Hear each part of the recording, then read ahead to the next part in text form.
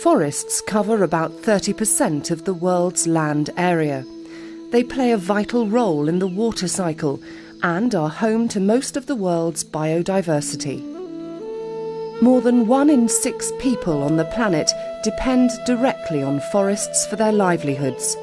Indigenous peoples and local communities living in the forests have done most to protect them. But many do not have secure rights to the land they live on, which means forests are under more and more pressure. Forests are being destroyed at an alarming rate. Industrialised countries have destroyed most of their forests already, and pressure from growing global consumption is now driving deforestation in the south. Forests are being logged and converted into agriculture plots and plantations, producing feed for the meat industry and being cleared for mining.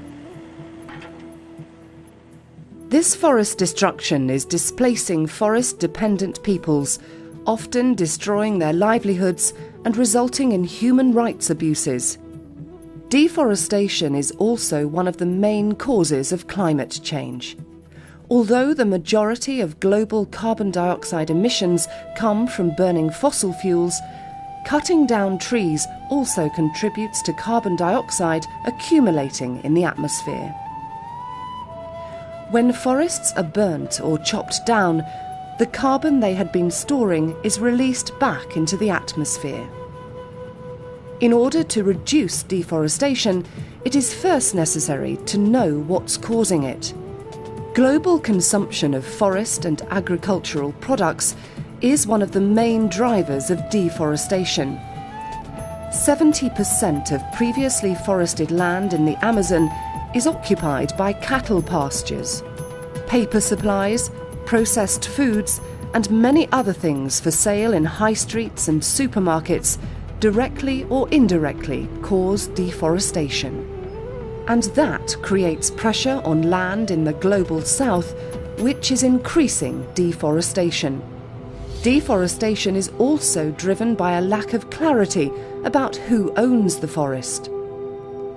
Poor governance leads to bad government land use policies, often fed by high levels of corruption. How can we stop this? To tackle deforestation, you need to tackle the causes of deforestation. But the United Nations and the World Bank have something else in mind. Following global concern about the effect of deforestation on climate change, the United Nations and World Bank began pushing REDD, a solution to reduce the emissions from deforestation and forest degradation. The present focus of REDD is to get money for forest protection by quantifying emissions reductions from not cutting down forests, and then selling forest carbon credits on a carbon market. Polluting companies or industrial countries who need to reduce their greenhouse gas emissions will then buy these credits so they can continue emitting greenhouse gases. This means lots of profit for middlemen and traders, but very little for the people who live in the forest. In order to see whether their plan for reducing deforestation through REDD would work, we should start by looking at how it deals with the causes of deforestation. Does it strengthen the land rights of indigenous peoples and local communities who have historically protected their forests? No.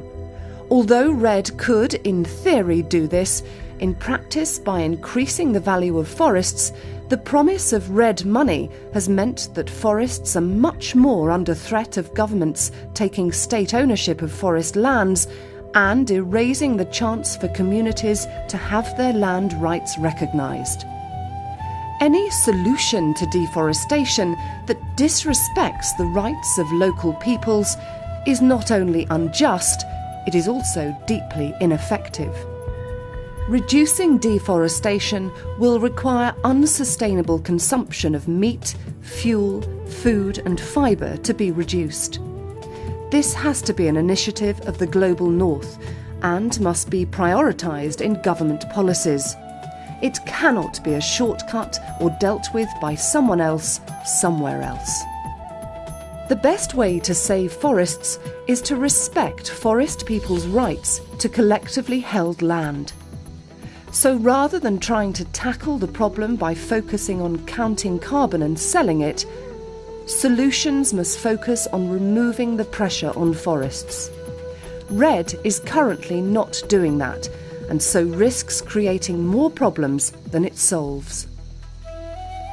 Any attempt to reduce deforestation must work with, not against, forest peoples. The first step must be to ensure that forest communities have secure rights to the land they live on. It will require political will and national consultative processes. But it is the best chance we have to achieve a just, long-term reduction in deforestation.